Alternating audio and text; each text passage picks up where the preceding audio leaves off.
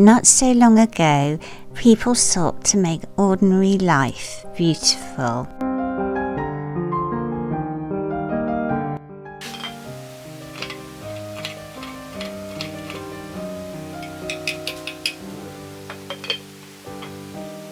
Not extravagant, not luxurious, simply beautiful. Somewhere along the way, it feels as though we began to believe that usefulness mattered more than prettiness. Plain and basic were best. Homes became plainer. Clothes became more practical.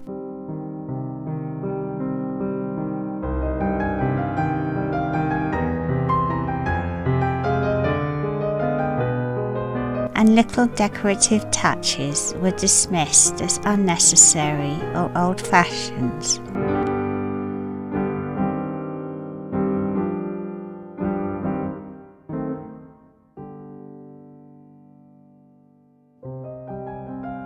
But I don't think we've ever stopped longing for beauty.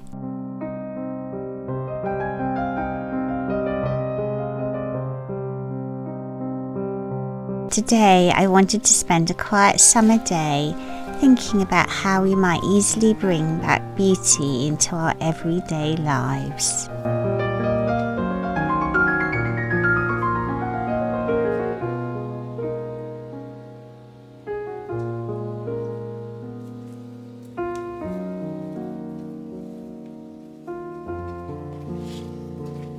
Not because I want to recreate the past exactly.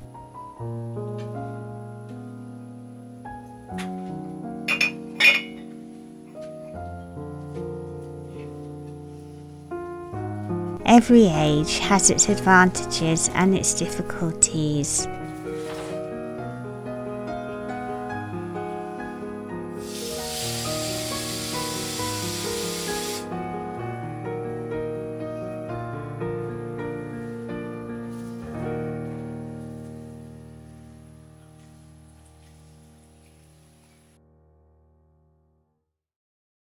But when I look through old magazines, photographs and pattern books, I often find myself wondering if previous generations understood something that we're only just beginning to rediscover, that beauty belongs in ordinary life.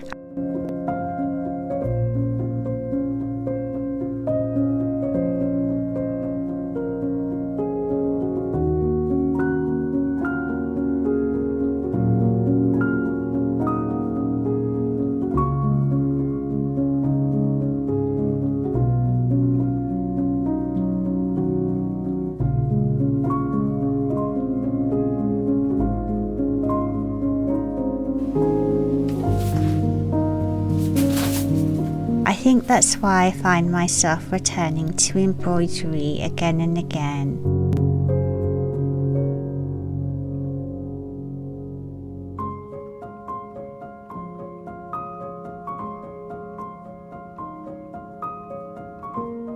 There's something wonderfully peaceful about opening these old concertina shells and choosing threads. So many colours, each one patiently waiting its turn.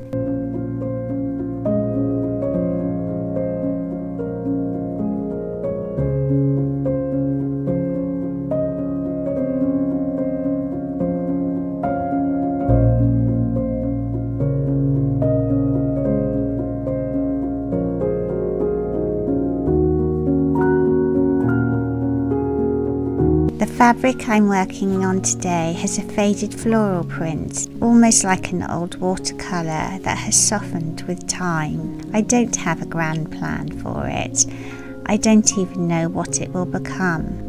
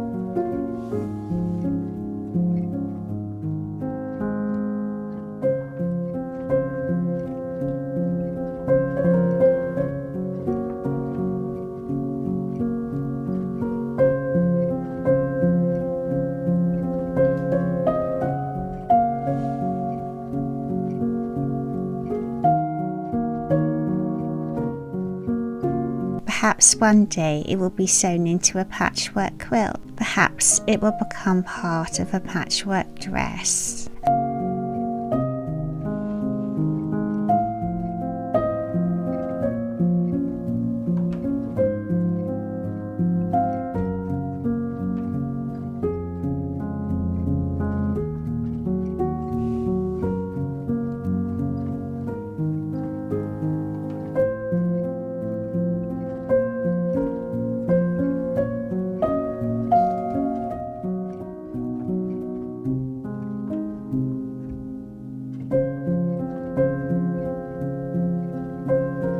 At present, I'm simply enjoying the creative, therapeutic nature of the stitching. We live in a world where we're often encouraged to make every hobby productive. Every hour should achieve something. Every creative project should become a business, a side hustle, or at least have a practical purpose. But I don't think beauty always has to justify itself.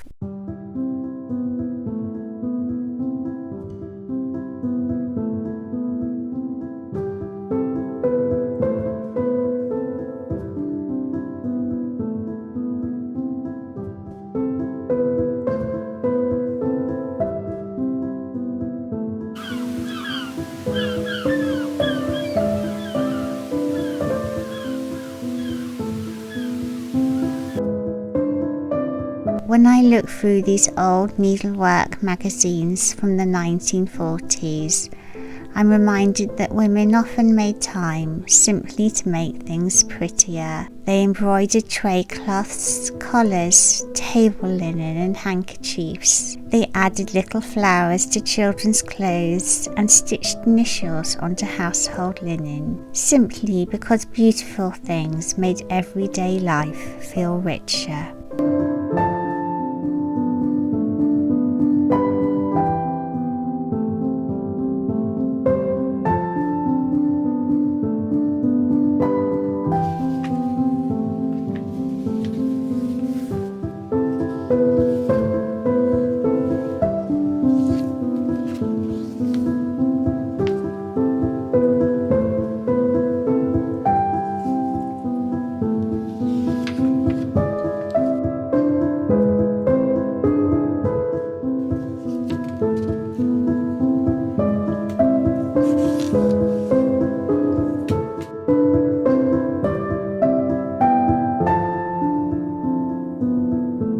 Perhaps after washing up was finished and the evening meal was over, there was comfort in sitting quietly with needle and thread, watching something lovely slowly appear beneath their hands. I've always loved that idea. There's something hopeful about creating beauty stitch by stitch, especially when there is no hurry.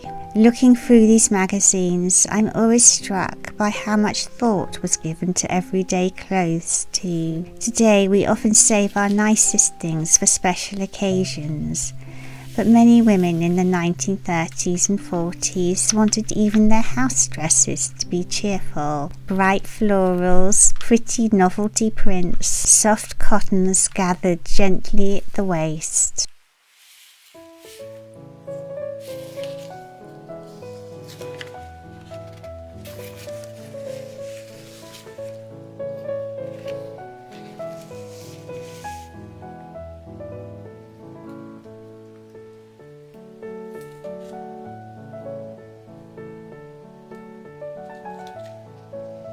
some wrapped around the body and tied neatly.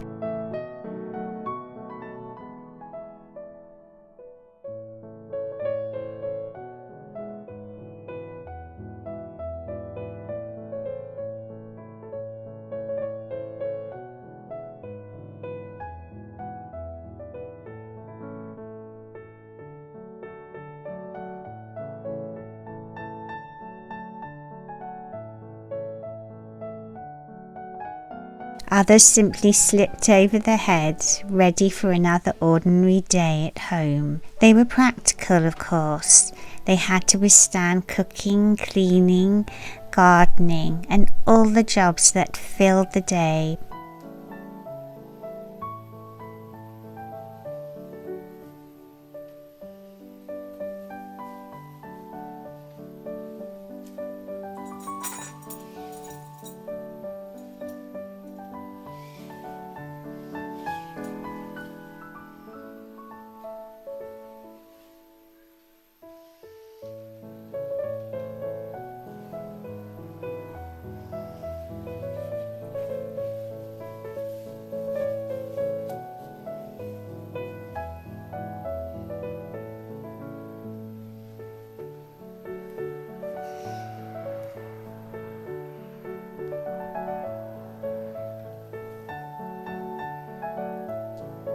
But practical didn't mean plain. My newest 1940s house dress was a birthday present from my father, and every time I wear it, I'm reminded how much pleasure there can be in something made simply to brighten an ordinary day. It even has a zip running all the way down from the front.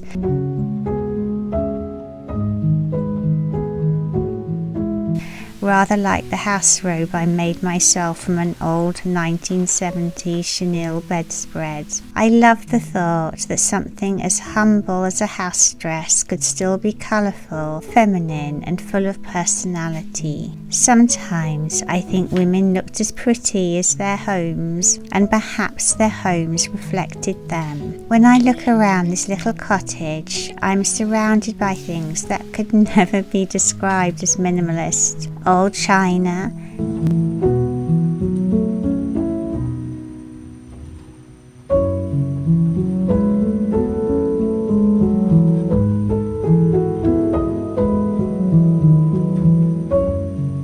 teapots collected over many years.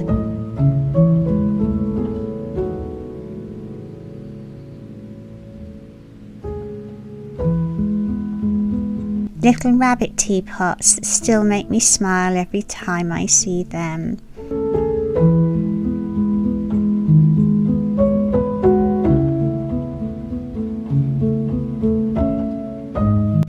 Blue and white patterns, flowers, curved handles, painted details. None of these things are essential. None of them solve a practical problem, and yet they quietly make a room feel happier. I sometimes wonder why pretty became such an unfashionable word, as though beauty was somehow shallow or frivolous, as though delight was something to apologize for. But when I pick up a favourite teapot or lay the table with a pretty tablecloth and china that has been loved for decades, I don't feel that I'm adding unnecessary clutter.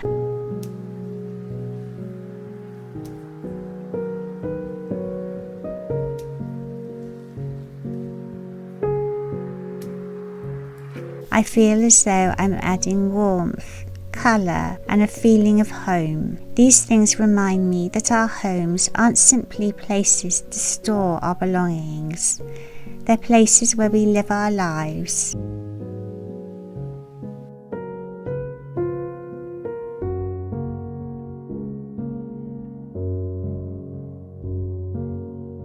Where we drink tea, read books on rainy afternoons, celebrate birthdays, mend clothes.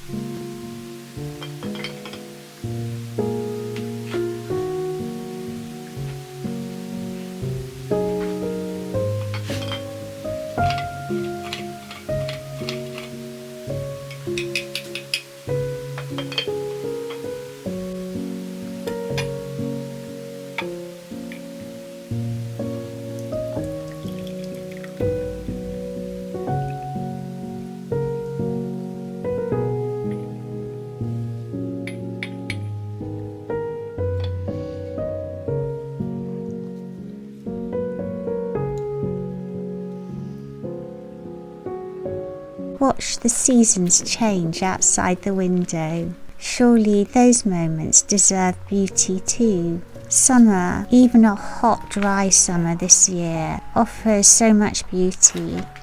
The tomatoes are warm from the greenhouse.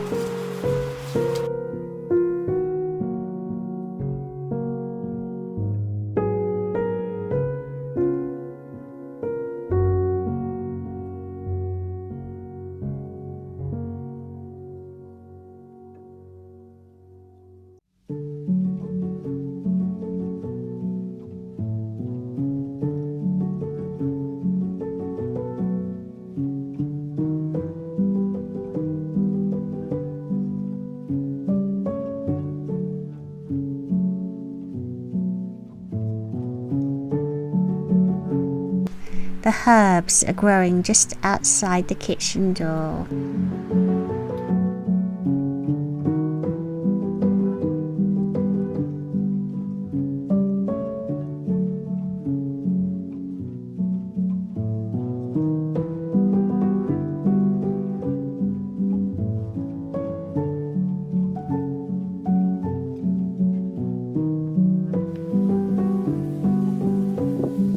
Even the simplest lunch can become something rather lovely when the ingredients are fresh and homegrown or locally sourced. Today I'm making one of my favourite tomato tarts. A little mustard spread over the pastry, fresh tomatoes from the garden, herbs picked only moments ago, slices of goat's cheese, a drizzle of olive oil. That's all it needs.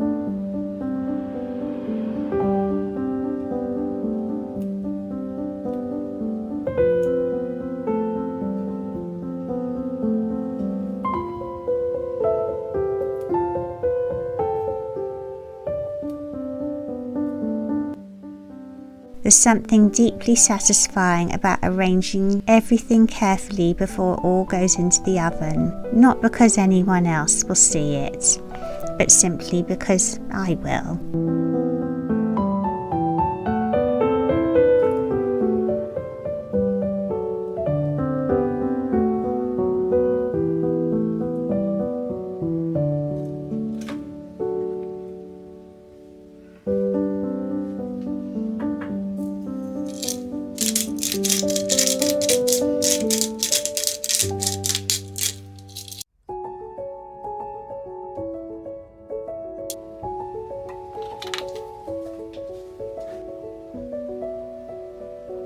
While it bakes, the cottage falls into its familiar summer rhythm.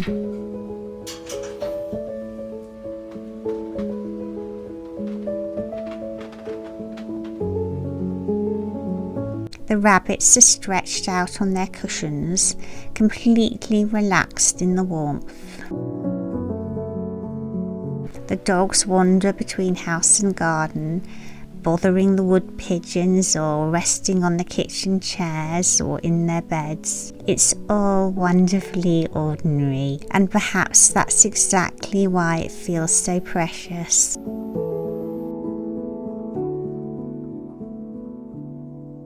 Later, there are strawberries and raspberries from the local market with fresh cream.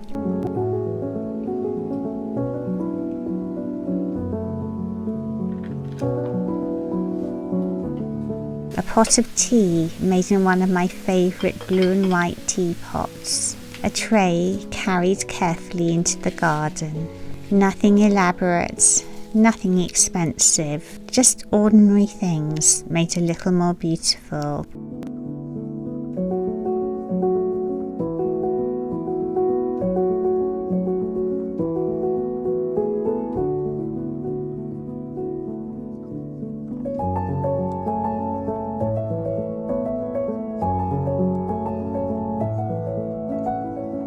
As the afternoon grows quieter, I find myself returning to the embroidery. The stitches have grown slowly, almost without my noticing. I still don't know what this piece will eventually become, and perhaps that isn't really the point. Perhaps beauty doesn't always need a destination.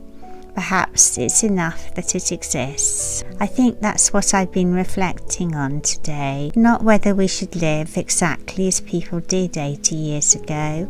We can't, and I don't think we'd want to. But perhaps we can borrow something from the way they approached everyday life. The belief that ordinary days deserve beauty.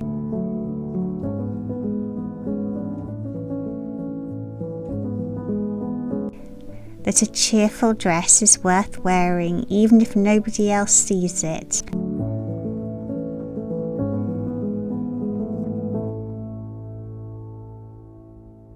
That a favourite teapot can make afternoon tea feel just a little more special. That flowers belong on fabric as well as in the garden. That embroidery doesn't need to become anything extraordinary to have been time well spent. Because when our everyday things are beautiful, our everyday lives become more beautiful too. Bringing back pretty isn't all about the past. Perhaps it's simply about giving ourselves permission to enjoy beauty again in our everyday lives.